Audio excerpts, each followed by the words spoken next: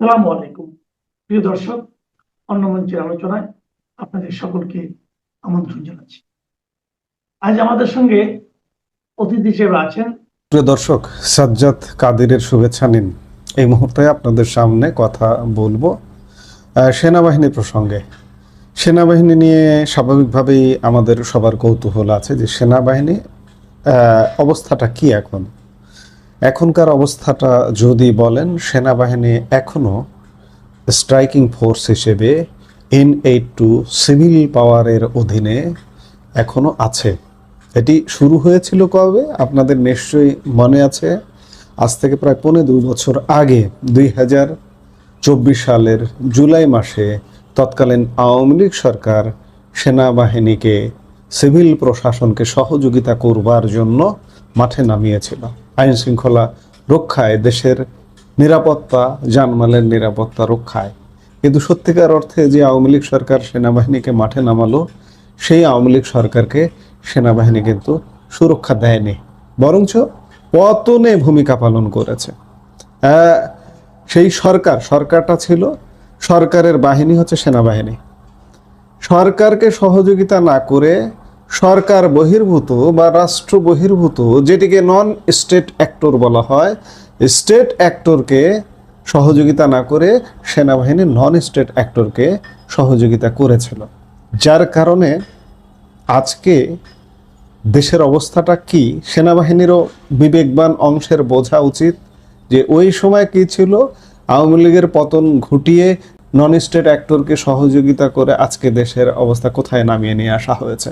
যাই হোক, সেনাবাহিনী এখনো সেই একই অবস্থায় মাঠে আছে। কিন্তু এখন সবচেয়ে বড় প্রশ্ন, সব মানুষের মনেই প্রশ্ন, যে সেনাবাহিনী ওঠে না কেন? সেনাবাহিনী কি তবে ব্যারাকে ফেরার প্রস্তুতি নিচ্ছে?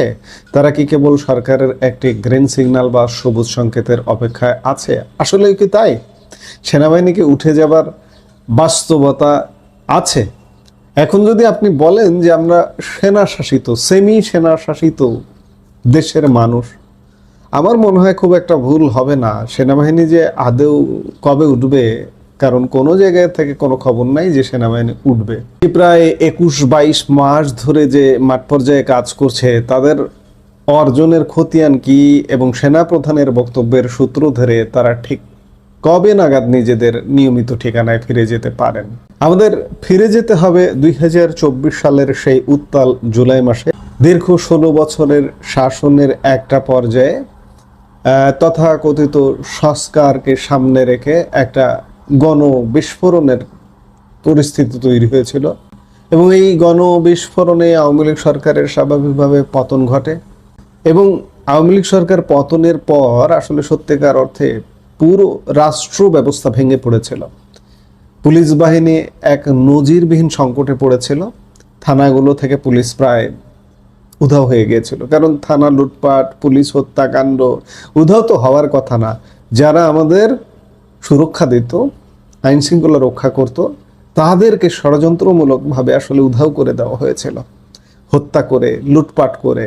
ঠিক সেই মুহূর্তে দেশের জননিরাপত্তা ও আইন শৃঙ্খলার চরম অবনতি ঠেকাতে সেই সময় সেনাবাহিনী গুরুত্বপূর্ণ ভূমিকা পালন করে। যতটুকু ছিল আমাদের জানমালের নিরাপত্তা, যতটুকু ছিল, আরও ভয়ঙ্কর পরিস্থিতি হতে পারত যদি সেনাবাহিনী না থাকতো।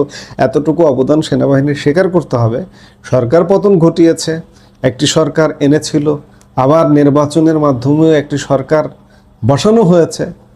দেশ কিন্তু ভালো হয়নি।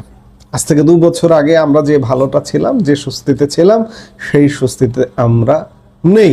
এর দায় যারা এই যে এগুলো এনেছে, এই পরিস্থিতি তৈরি করেছে, তাদেরকে দায়িত্ব নিতে হবে।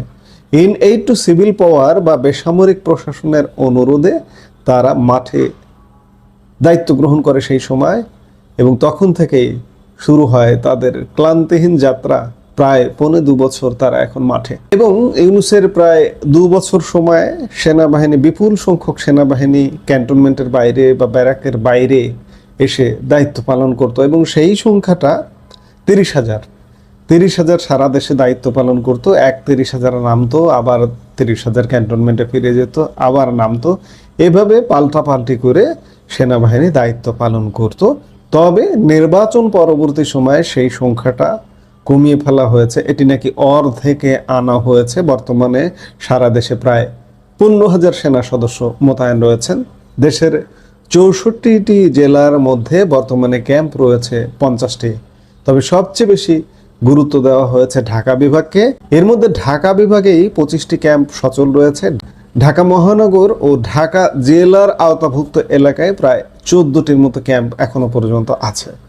অথচ ওই যে জুলাই আগস্ট পরবর্তী সময় আওয়ামী লীগ সরকারের পতন পরবর্তী সময়ে ক্যাম্পের সংখ্যা কিন্তু 206টাতে পৌঁছে গিয়েছিল। পরবর্তীতে প্রয়োজন অনুযায়ী এর সংখ্যা কমানো ও বাড়ানো হয়েছে। তবে গত সংসদ নির্বাচনের পর বেশিরভাগ অস্থায়ী ক্যাম্প উঠিয়ে নেওয়া হলেও একটি শক্তিশালী অংশ এখনো স্ট্রাইকিং ফোর্স হিসেবে রাজপথে বিচরণ করছে। সম্প্রতি অনুষ্ঠিত ত্রয়োদশ জাতীয় সংসদ নির্বাচনে সেনাবাহিনীর ভূমিকা যথেষ্ট শক্ত ভূমিকায় ছিল। প্রায় 1 লাখ সেনা সদস্যের পাশাপাশি নৌবাহিনীর 5,000 ও বিমান বাহিনীর 4,000 সদস্য দায়িত্ব পালন করেছেন। দেশের 62টি জেলা ও 411টি উপজেলায় মোট 544টি অস্থায়ী ক্যাম্প করা হয়েছিল। গত 25শে ফেব্রুয়ারি রাজধানীর রাওয়া ক্লাবে জাতীয় শহীদ সেনা দিবস অনুষ্ঠানে সেনাপ্রধান জেনারেল ওয়াকারুজ্জামান বলেছিলেন, তার অন্য কোনো আকাঙ্ক্ষা নেই। তার একমাত্র লক্ষ্য হলো দেশ ও জাতিকে একটি সুন্দর এবং স্থিতিশীল জায়গায় রেখে সেনানিবাসে ফিরে যাওয়া। তিনি আরও বলেছিলেন, নতুন নির্বাচিত সরকার দায়িত্ব নিলেই সেনাবাহিনী নিজের জায়গায় ফিরে যাবে। গত 12 ফেব্রুয়ারি ত্রয়োদশ সংসদ নির্বাচনে বিএনপি জয় অর্জন করে সরকার গঠন করেছে। বর্তমানে এই নতুন সরকারের বয়স 2 মাস পেরিয়ে 3 মাস হচ্ছে। গণতান্ত্রিক প্রক্রিয়ায় এই পরিবর্তন আসার পরও সেনাবাহিনী এখনো মাঠে সক্রিয়। এর কারণ কি? সেনা সূত্রের খবর বলছে তারা এখন সরকারের চূড়ান্ত গ্রিন সিগন্যাল বা নির্দেশনার অপেক্ষায় আছে। অর্থাৎ বল এখন পুরোপুরি সরকারের কোর্টে। সরকার যখনই মনে করবে দেশের আইন শৃঙ্খলা পরিস্থিতি পুরোপুরি পুলিশ ও অন্যান্য বেসামরিক বাহিনী নিয়ন্ত্রণ করতে সক্ষম, তখনই তারা সেই সবুজ সংকেত দেবে। ততদিন পর্যন্ত দেশের স্থিতিশীলতা বজায় রাখতে 15,000 সেনা সদস্য রাজপথে অতন্দ্র প্রহরী হিসেবে কাজ করে যাবেন। আমরা আশা করি খুব দ্রুতই একটি স্থিতিশীল ও শান্তিপূর্ণ পরিবেশ ফিরে পাবে এবং আমাদের সেনাবাহিনী তাদের নিয়মিত প্রশিক্ষণ ও পেশাদার কর্মকাণ্ডে মনোনিবেশ করতে পারবে। তবে আশা যেমন করছি তেমন দুরাশার খবরও আছে। সারা দেশে এই মুহূর্তে রেড অ্যালার্ট জারি আছে। বাংলাদেশে যে কোনো স্থাপনায় হামলা হতে পারে। পুলিশ কর্তৃক 2 দিন আগে গত 23শে এপ্রিল পুরো তাদের বাহিনীকে চিঠি ইস্যু করে রেড অ্যালার্ট জারি করা হয়েছে, জঙ্গি হামলা হতে পারে। এই যখন অবস্থা, তখন 15,000 সেনা সদস্য এখন মাঠে আছে। এই 15,000 কি পুরোপুরি উঠে যেতে পারবে? আপনার কি মনে হয়? নাকি এই 15,000-এর সাথে আরো 15,000 আবারও সেই 30,000-এর মতো যুক্ত হবে, নাকি আরো 15,000, 45-50,000 যুক্ত হবে? পরিস্থিতিটা আসলে দেশের কিন্তু খুব একটা ভালো না, যার কারণে সেনাবাহিনী এখনো মাঠে আছে। এই মাঠে থাকতে থাকতে কি পরিস্থিতি হয়, কারণ এর আগেও আমরা দেখেছি যে আওয়ামী লীগ সরকার সেনাবাহিনীকে মাঠে নামিয়েছিল, সেই আওয়ামী লীগ সরকারের কিন্তু সেনাবাহিনী মাঠে থাকতে থাকতেই পতন হয়ে গেছে। স্বল্পতম সময় আবার আমরা ওরকম কিছু দেখি কিনা সেই শঙ্কাও ও কি যে দিচ্ছে না বা দেবে না, এটাও বলা যাচ্ছে না। এখন দেখার বিষয় যে সেনাবাহিনী আসলে সত্যিকার অর্থে মাঠে এখনো আছে। কেউ বলতে পারছে না যে সেনাবাহিনী কবে উঠবে। সংখ্যাটা একটু কমে গেছে আগের থেকে, কিন্তু পুরোপুরি যে উঠে যাবে এটা এখনো পর্যন্ত নিশ্চিত হওয়া যাচ্ছে না। এই মুহূর্তে এ পর্যন্ত। সবাই ভালো থাকুন, সুস্থ থাকুন। দেখা হবে পরবর্তী ভিডিওতে। বাংলাদেশের ক্ষমতা কেন্দ্রিক রাজনীতিতে সশস্ত্র বাহিনী সবসময় ছিল সবচেয়ে বড় ক্রীড়নক। 2024 সালেও তার প্রমাণ পাওয়া গেছে। এবং এই ক্রীড়নকগিরি যে করে তা নির্বাচিত কিংবা অনির্বাচিত যে সরকারি ক্ষমতায় থাকুক না কেন, তারা তাদের রাজনৈতিক সক্ষমতা ক্ষমতা বজায় রাখে, যেমনটি পাকিস্তানে ঘটে। ইমরান খানের সরকারকে ফেলে দেওয়ার ঘটনা তো আমরা জানি। আর বাংলাদেশে শেখ হাসিনার সরকারকে উৎখাতে 2024 সালে সেনাবাহিনী কি করেছে সেটা আমরা জানি। ক্ষমতায় যেতে হলেও সেনাবাহিনীকে দরকার হয়, ক্ষমতায় থাকতে হলে সশস্ত্র বাহিনীকে দরকার হয়। আর সরকার ফেলতে তো আবশ্যকীয়ভাবে তাদের অংশগ্রহণ থাকতে হয়। সেক্ষেত্রে 2024 সালে বাংলাদেশের সশস্ত্র বাহিনী বিদেশিদের হয়ে বাংলাদেশে ভাড়া খেটেছে বলা যায়। জাতিসংঘের মানবাধিকার বিষয়ক হাই কমিশনার ভলকার তুর্ক সেটিকে প্রমাণ করে দিয়েছেন। কিন্তু তার বাইরেও ক্ষমতার বদল ঘটিয়ে সশস্ত্র বাহিনীর কর্মকর্তারা কত কি পরিমাণ টাকা বানিয়েছেন সে বিষয়ে আমরা কি খুব বেশি জানি? সম্প্রতি নৌবাহিনী প্রধানের বিরুদ্ধে দুর্নীতির অভিযোগ, দুর্নীতি দমন কমিশনে না গেলে এসব বিষয় তো আমাদের মানুষের অজানা থেকে যেত। এবং গত ইউনূস সরকারের পুরো সময়টা জুড়ে সেনাবাহিনী বা নৌবাহিনী, বিমান বাহিনী যে পরিমাণ ব্যবসা করেছে সেগুলো তো বাদই দিচ্ছি। প্রতিটি অস্ত্রের অর্ডারে বাংলাদেশ $3 বিলিয়ন অস্ত্র কিনেছে। এত অস্ত্র দিয়ে বাংলাদেশ কি করবে এবং সেই অস্ত্র এখন কাদের হাতে গেছে? আজকের বিষয়টি আসলে একটু স্পর্শকাতর। আমি আজকে যে বিষয়টি নিয়ে কথা বলবো তা হলো বিমান বাহিনীতে কিছু একটা ঘটছে এবং হঠাৎ করে জেনারেল ওয়াকারুজ্জামান সেনাবাহিনী প্রধান হয়ে বিমান বাহিনী নিয়ে কথা বলছেন এবং বিমান বাহিনীর ভিতরে যেসব কাণ্ড ঘটছে সেসব বিষয়ে আলোকপাত করব।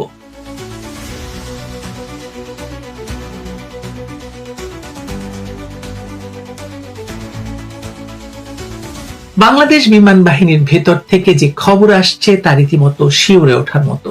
একাধিক নির্ভরযোগ্য সূত্র বলছে পাকিস্তানের ভয়ঙ্কর জঙ্গি সংগঠন তেহরিকে তালেবান বা টিটিপির সাথে সম্পর্ক রাখার সন্দেহে বিমান বাহিনীর কয়েকজন সদস্যকে চুপচাপ তুলে নেওয়া হয়েছে। কোনো ঘোষণা নেই, কোনো সংবাদ সম্মেলন নেই, কিন্তু বাহিনীর ভেতরে যা ঘটছে আপনি যদি একটু চোখ বন্ধ করে চিন্তা করেন তাহলে বুঝতে পারবেন যে কিছু একটা মারাত্মক ঘটনা ঘটে গেছে। হঠাৎ করেই সব সদস্যদের ছুটি বাতিল, নির্দিষ্ট পর্যায়ের কর্মকর্তাদের মোবাইল ফোন নিয়ন্ত্রণে নেওয়া, হালনাগাদ সদস্য তালিকা দ্রুত সদর দপ্তরে পাঠানোর কঠোর নির্দেশনা, সবকিছু কেমন ফেসি।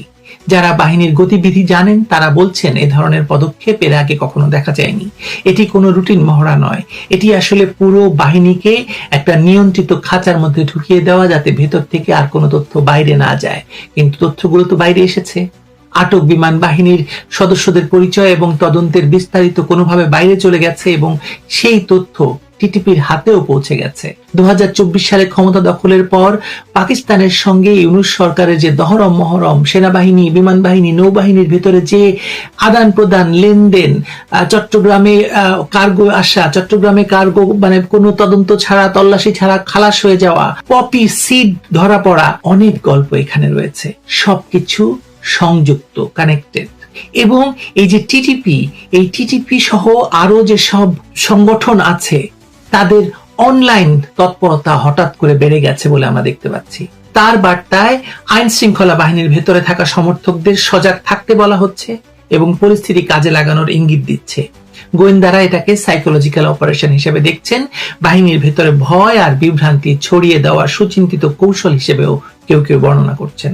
এর মধ্যে আরেকটা উদ্বেগজনক তথ্য এসেছে। বিভিন্ন ইউনিট থেকে খবর পাওয়া যাচ্ছে যে একাধিক সদস্য হঠাৎ করেই নিজের দায়িত্বস্থল ছেড়ে গায়েব হয়ে গেছেন। কারো কারো ব্যাপারে শোনা যাচ্ছে দেশ ছেড়েছেন, তবে তা নিশ্চিত নয়। এই অনুপস্থিতি নিছক কাকতালীয় কিনা নাকি ভেতরের নেটওয়ার্কের কেউ কেউ আটকের আগেই পালাতে সক্ষম হয়েছে, এই প্রশ্নের জবাব এখন কর্তৃপক্ষ দিচ্ছে না। এখন এই বিষয়টিকে বিচ্ছিন্নভাবে দেখার কোনো সুযোগ নেই, কারণ ঠিক একই সময়ে সেনাপ্রধান জেনারেল ওয়াকারুজ্জামান ন্যাশনাল ডিফেন্স কলেজের এক অনুষ্ঠানের বক্তৃতায় দাবি করলেন যে কক্সবাজার বা চট্টগ্রাম অঞ্চলে যদি বিমান বাহিনীর শক্তিশালী অবস্থান থাকতো তাহলে রোহিঙ্গা সংকট নাকি সৃষ্টি হতে পারত না। কি হইলে কি হইতো এটা তিনি এখন বলছেন, কারণ বিমান বাহিনীর ভেতরে এমন সব ঘটনা ঘটছে। তিনি বললেন দীর্ঘদিন মাল্টি রোল কমব্যাট এয়ারক্রাফট কেনা হয়নি, পর্যাপ্ত আকাশ প্রতিরক্ষা সক্ষমতা না থাকার কারণে এই সংকট। শুনতে দেশপ্রেমিক সেনাপ্রধানের যৌক্তিক বক্তব্য মনে হতে পারে, কিন্তু ভেতরে যখন জঙ্গি রাস্তানা তখন যুদ্ধ বিমানের জন্য এই হাহাকারের মানে কি? যে বিমান বাহিনীর সদস্যরা টিটিপির মতো ভয়ঙ্কর জঙ্গিদের সাথে যোগাযোগ রাখছেন বলে সন্দেহ করা হচ্ছে এবং পুরো বিমান বাহিনীর ভেতর তোলপাড় হয়ে যাচ্ছে, সেই বাহিনীর হাতে মাল্টি রোল কমব্যাট এয়ারক্রাফট তুলে দেওয়া মানে কি জঙ্গিদের হাতে যুদ্ধ বিমান তুলে দেওয়া নয় এবং সেটা ভারতের বিরুদ্ধে ব্যবহার হবে? এটাই তো তাদের উদ্দেশ্য নাকি? এই ঘটনাকে বিচ্ছিন্নভাবে দেখার আরেকটা কারণ নেই, এই জন্য যে বাংলাদেশের মাটিতে জঙ্গি নেটওয়ার্ক ইতিমধ্যে শেকড় গেড়ে বসেছে এবং এই শেকড় এখন সামরিক বাহিনীর দেয়াল ডিঙিয়ে ভেতরে ঢুকে পড়েছে। 2016 সালে হোলি আর্টিজানের হামলার পর থেকে বিশ্লেষকরা বারবার বলে আসছেন, এই হামলাগুলোর ধরন দেখলে স্পষ্ট যে এর পেছনে সামরিক কায়দায় প্রশিক্ষিত মানুষের হাত আছে। সেই সন্দেহ এখন আর প্রমাণের অপেক্ষায় নাই। ঢাকার রূপনগরে আপনাদের মনে থাকার কথা, বিবিসি রিপোর্টে আমরা দেখেছিলাম, এই আকবর হোসেন বিবিসি রিপোর্ট করেছিলেন। তখন আকবর হোসেন, যিনি কিছুদিন ইউনূস সরকারের আমলে লন্ডনে মিনিস্টার হিসেবে দায়িত্ব পালন করেছেন এবং সম্প্রতি তিনি চাকরি ছেড়ে দিয়ে বাংলাদেশে ফেরত গেছেন, তার রিপোর্টে আমরা জেনেছিলাম যে রূপনগরে পুলিশের জঙ্গি বিরোধী অভিযানে নিহত হয়েছেন সেনাবাহিনীর অবসরপ্রাপ্ত মেজর জাহিদুল ইসলাম। তিনি বাংলাদেশের মিলিটারি একাডেমির 43 লং কোর্স থেকে 2000 সালে কমিশন লাভ করেছিলেন। আপনারা সামরিক বাহিনী থেকে চাকরিচ্যুত একাধিক জঙ্গি এখন প্রশিক্ষক হিসেবে কাজ করছেন বলে জানেন এবং 2024 সালের জুলাই সন্ত্রাসীদের সঙ্গে মিলে আওয়ামী লীগ সরকার পতনে তারা 7.62 স্নাইপার রাইফেল সহ কিশোর গ্যাংদের অস্ত্র প্রশিক্ষণ দিয়ে মাঠে নামিয়েছিল। মেজর হাসিনুর রহমানের নাম তো এখন প্রকাশ্যে আমরা জানি। এসব কি নিছক কাকতাল? এই জঙ্গিরা তারেক রহমানের সরকারকে ছেড়ে দেবে মনে করছেন? ইউনূস সরকার ক্ষমতায় বসার পর তারেক রহমান যেমন সকল মামলা থেকে খালাস পেয়েছেন, দেশে ফিরে গেছেন, তেমনি বাংলাদেশের কারাগারগুলোতে যেসব রহমানী সহ, জসিমউদ্দিন রহমানী সহ, হোলি আর্টিজানের আরো যেসব জঙ্গিরা ছিল সবাইকে মুক্ত করে দেওয়া হয়েছে। বাংলাদেশে কোনো জঙ্গি নাই বলে বলা হচ্ছে। হঠাৎ করে বিমান বাহিনীর ভেতরে এরকম জঙ্গি ধরা পড়া, আপনার কি মনে হয় না সরকারের কোথাও না কোথাও কেউ একটা চাবি অন করেছে বা একটা সুইচ অন করেছে? তার কারণে এইসব জঙ্গিদের এখন জঙ্গি নিয়ে কথাবার্তা শুরু হয়েছে, জঙ্গিদের ধরার চেষ্টা হচ্ছে। জঙ্গিবাদ গবেষকগণ দীর্ঘদিন ধরে বলেছেন যে একজন সাধারণ নাগরিক জঙ্গি হলে যতটা বিপদ, একজন সামরিক কর্মকর্তা জঙ্গি হলে সেই বিপদ অনেক গুণ বেশি। কারণ সে শুধু প্রশিক্ষিত নয়, সে অস্ত্র সংগ্রহ করতে জানে, অপারেশন পরিকল্পনা করতে জানে এবং একটি সংগঠনকে আইকনিক মর্যাদা দিতে পারে। 2024 সালে আপনারা দেখেছেন, প্রমাণ পেয়েছেন। এই যে ব্রিগেডিয়ার সাখাওয়াত, তখন তিনি নিরাপত্তা বিশ্লেষক ছিলেন, তারপরে তিনি হয়েছেন উপদেষ্টা, এর আগে নির্বাচন কমিশনার। তিনিও বলেছিলেন যে এইসব ঘটনাকে টেস্ট কেস হিসাবে গভীরভাবে খতিয়ে দেখতে নাকি হবে। সেনাবাহিনীর ভেতরে বঞ্চনার ক্ষোভ নাকি জঙ্গি আদর্শের টান তাদের এই পথে নিয়ে গেছে, সেটা জানা দরকার বলে তিনি মনে করেছিলেন। তিনিই কিন্তু 7.62 রাইফেলের গল্প আমাদেরকে শুনিয়েছিলেন এবং তার জন্য তাকে স্বরাষ্ট্র মন্ত্রণালয় থেকে সরিয়েও দেওয়া হয়েছিল।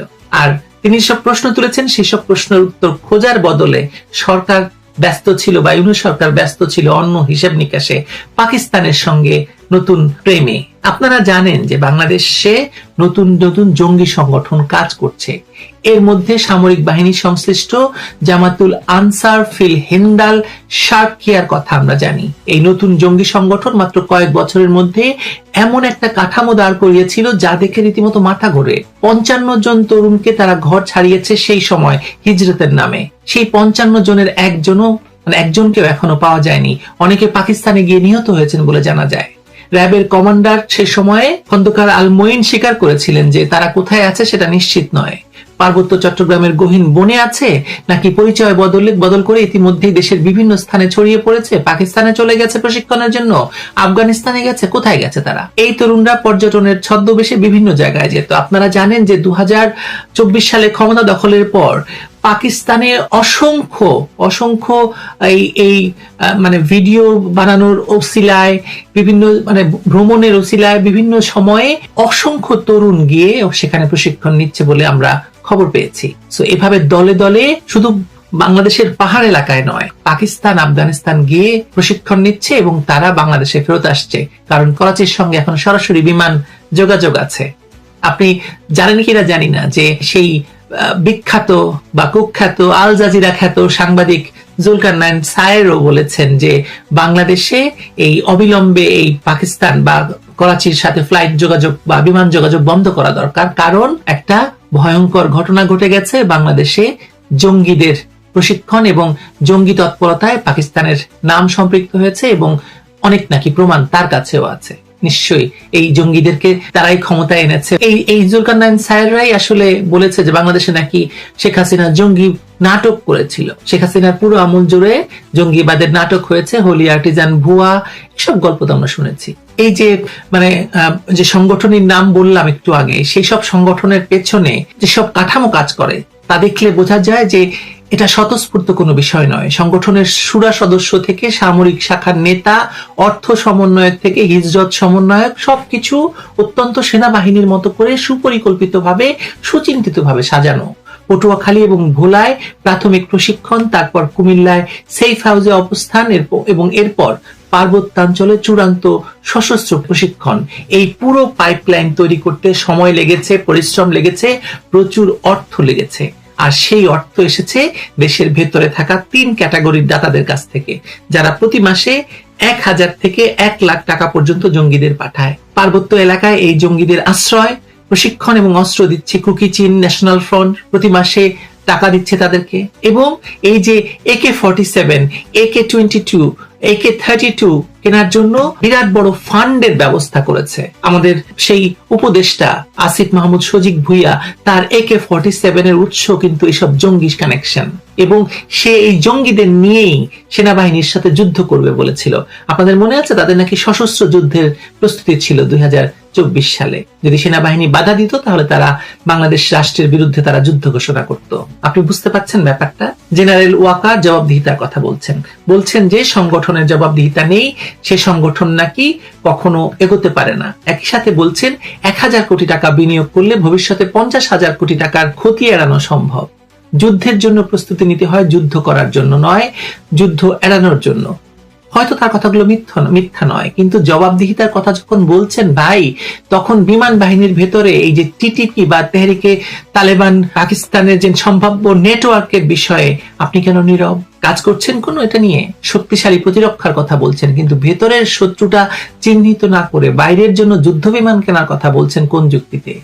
জ্বালানি নিরাপত্তা নিয়ে হয়তো আপনি সঠিক কথা বলেছেন, স্বাধীনতার 55 বছরে একটি মাত্র রিফাইনারি না হওয়া লজ্জার কথা, কিন্তু যে দেশের জঙ্গিরা পাহাড়ে ঘাঁটি গেড়েছে, বিমান বাহিনীতে ঢুকে পড়েছে, আপনার সেনাবাহিনীর এক্স অফিসাররা যাদেরকে প্রশিক্ষণ দিচ্ছে, যাদেরকে দিয়ে আপনি ক্ষমতা দখল করলেন, সে দেশের জ্বালানি নিরাপত্তার আগে নিরাপত্তা বাহিনীর নিরাপত্তা নিশ্চিত করা জরুরি, তাই নয়? আপনি পুরো ব্যাপারটা চিন্তা করেন একবার। বিমান বাহিনীতে টিটিপির সম্ভাব্য নেটওয়ার্ক, সেনাবাহিনীর সাবেক কর্মকর্তাদের জঙ্গি সংগঠনে যোগ দেওয়া, পার্বত্য অঞ্চলে 55 জন তারও বেশি সশস্ত্র তরুণ নিখোঁজ, কুকি চীনের হাতে ভারী অস্ত্র, আর পাকিস্তান থেকে পপি বীজের চালান, অস্ত্রের চালান, এবং প্লেন ভরে ভরে জঙ্গিদের বাংলাদেশে আসা।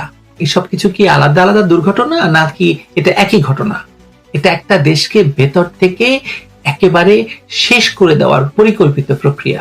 1971 সালে পাকিস্তান এই দেশটাকে একবার ধ্বংস করতে চেয়েছিল রাইফেল আর বেয়োনেট দিয়ে। এবার তারা করছে ধীরে ধীরে জঙ্গিবাদ, মাদক আর আদর্শিক অনুপ্রবেশের মিশেলে। আর তাদেরকে এই কাজে সাহায্য করছে দেশের ভেতরে থাকা তাদেরই পুরনো মিত্র যুদ্ধাপরাধী জামায়াত ইসলামী এবং তাদের ছাত্র সংগঠন ইসলামী ছাত্র শিবির, এনসিপি এবং এই তথাকথিত বৈষম্য বিরোধী গুন্ডারা, যারা অবৈধ ইউনূস সরকার এবং এখন তারেক রহমানের বর্ধিত সরকারের ছত্রছায়ায় রাষ্ট্রের রন্ধ্রে রন্ধ্রে ঢুকে আছে। জেনারেল ওয়াকার বলেছেন, আমরা এমন একটি প্রতিরক্ষা বাহিনী গড়তে চাই যা সম্ভাব্য শত্রুদের জন্য কার্যকর প্রতিরোধ হবে। কিন্তু শত্রু যখন ভেতরে, তখন বাইরের প্রতিরোধ দিয়ে কি হবে ভাইয়া? যে বিমান বাহিনী জঙ্গি মুক্ত নয়, সেই বিমান বাহিনীর হাতে যুদ্ধ বিমান তুলে দেওয়া জাতীয় নিরাপত্তার সাথে ভয়াবহ রসিকতা। বাংলাদেশকে যদি সত্যি রক্ষা করতে হয় তাহলে আগে ভেতরের শত্রুটাকে চিহ্নিত করতে হবে। যাদেরকে ছাড়া হয়েছিল ইউনূসের আমলে তাদেরকে আবার ধরেন। যারা ছাত্রলীগ সন্দেহে ছাত্রলীগ বলে অসংখ্য ছাত্রলীগ নেতাকে হত্যা করেছে তাদেরকে ধরেন, তারা তো ঘুরে বেড়াচ্ছে। আর সবচেয়ে বড় শত্রু জঙ্গিবাদ, যার পৃষ্ঠপোষক পাকিস্তান আর যার রাজনৈতিক আশ্রয় দিচ্ছে জামায়াত, শিবির এবং বিএনপি, এই অবৈধ সব সরকার এবং বর্ধিত সরকার, কোন যুদ্ধ বিমান, কোন নৌটহল, কোন প্রতিরক্ষা বাজেট এই দেশকে বাঁচাতে পারবে না যদি না আগে এই সত্যটা আপনারা স্বীকার করেন এবং ব্যবস্থা নেন। ভালো থাকবেন সবাই।